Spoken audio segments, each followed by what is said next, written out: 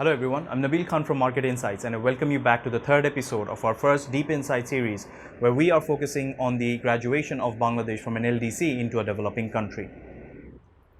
Last week, we looked at the different criteria that the United Nations uses to assess the performances of economies to decide whether or not it is eligible for an LDC graduation. And we also looked at what the achievements for Bangladesh were. Just a quick look at the three criteria. Now, as we can see from the criteria, benchmarks, and the achievements of Bangladesh, Bangladesh has done exceedingly well. And with a pat on our backs for these achievements, we have now got to look at the future. Now, what lies ahead after the LDC graduation? And in this episode, we will continue our focus on the exports of Bangladesh and the impact on exports of the LDC graduation. Now let's take a look at the performance of the Bangladesh GDP, GNI and exports since the year 2000 and how the correlation between all these three things work. We can see that Bangladesh exports have grown almost 7 times from $6.6 billion in the year 2000 to $47 billion in 2019. During the same period, the GNI grew 6 times from $55.1 billion to $317 billion, showing a clear correlation between them as well. Now, at the same time, the GDP grew from $53.37 billion in 2000 to $302.6 billion in 2019. Evidently, exports are becoming an increasingly important aspect for the Bangladesh economy, and it's a similar trend to what we have seen with a lot of advanced economies. According to the World Bank's Commission on Growth and Development report of 2008, all the 13 economies that have achieved sustained economic development and growth post-World War II have significantly benefited from international trade. And this includes the use of the knowledge, the resources, the demand, and as well as the expertise that has come from engaging in international trade. Till now, most of Bangladesh's growth achievements have come from and have been driven by domestic consumption. It is high time, however, now that Bangladesh focuses on achieving export-led growth for it to ensure that the growth and development numbers keep sustaining and continuing beyond our graduation and in the years to come. Bangladesh earns around 85% of its export revenue from RMG alone.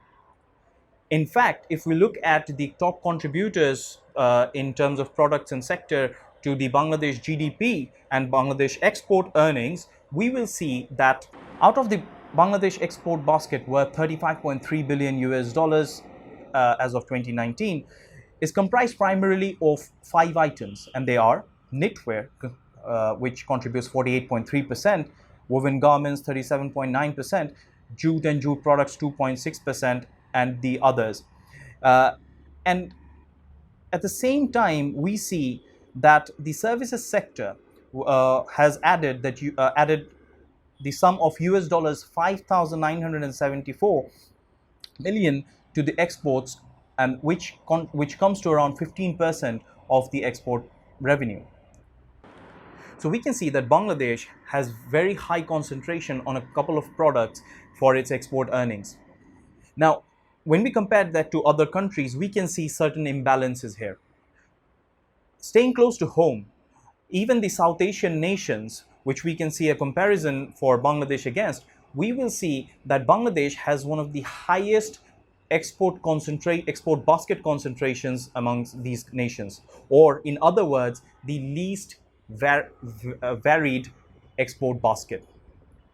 Now, these other South Asian economies, which have a more varied export basket, have been able to achieve very high export to GDP ratio, as well as a very high growth in terms of the GDP per capita and the overall GDP growth.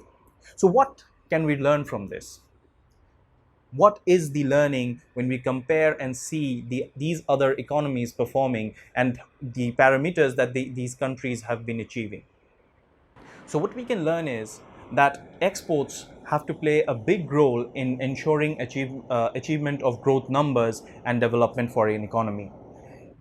Bangladesh as well, which has a lot of similarities to these economies that we just talked about, has to strategically pursue uh, export growth and export led growth for its economy and its GDP. And when we are looking at the export growth and development or through export growth, product diversification, the export basket product diversification is something that has to be a top priority. While the apparel sector has been contributing significantly to the export of Bangladesh, and we have actually been talking a lot about the apparel sector's contribution, we will see that beyond that, Bangladesh needs to look at other products from which export growth can be achieved. Now, having said that, we also need to understand that even within the apparel sector and industry, there is a lot of room for diversification and changes.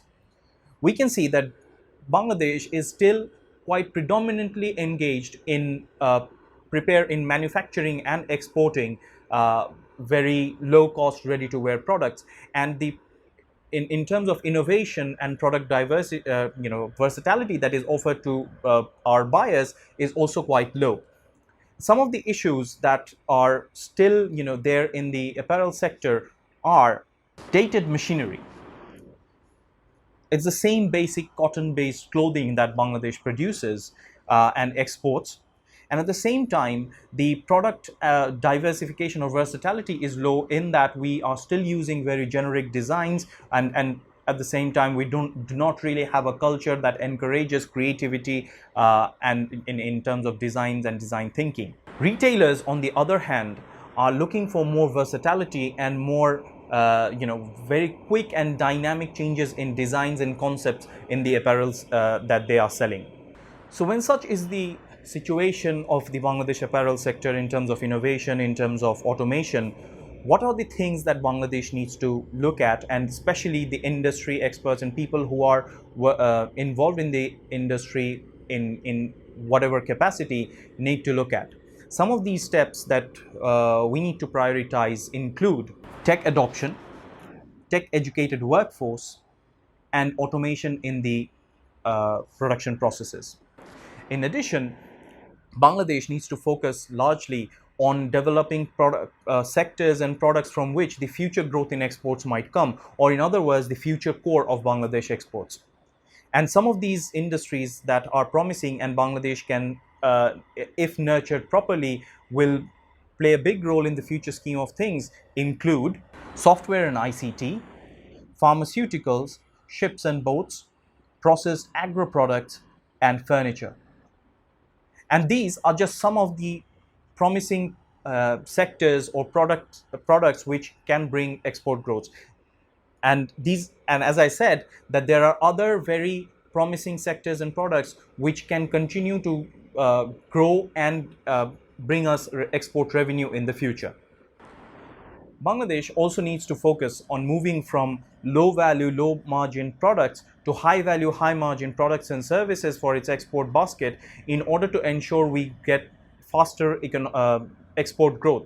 And that is something that has been done by China, for example. China was also engaged in the RMG products, manufacturing and export, and other very labor intensive products which they used to sell at very cheap and competitive prices. In fact, if we look at even, let's say, 10, 15 years back, China was actually known for the source of very low cost products.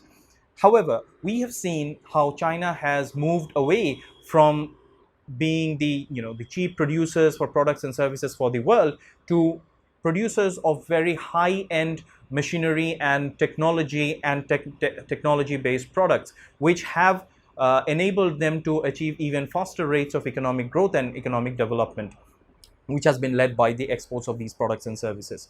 So Bangladesh needs to focus significantly in improving the quality of its products and services, its service offerings, as well as increase the capacity of its people. We know that population is a very big strength for Bangladesh, and the services export can be a very big source of future export earnings and revenue.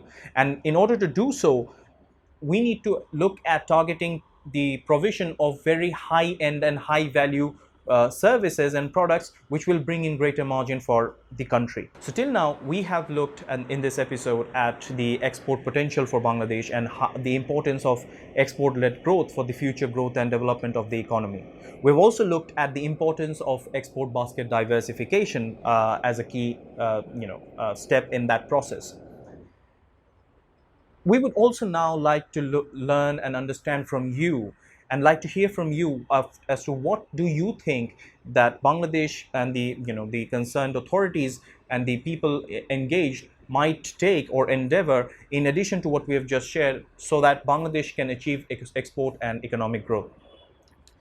While we are looking forward to hearing back from you on that, we will now meet you in the next episode, where we will continue to explore the new potential export basket of Bangladesh and what are the challenges that might be in the way of ensuring that we can exploit those potentials, and what can be done in order to address these issues.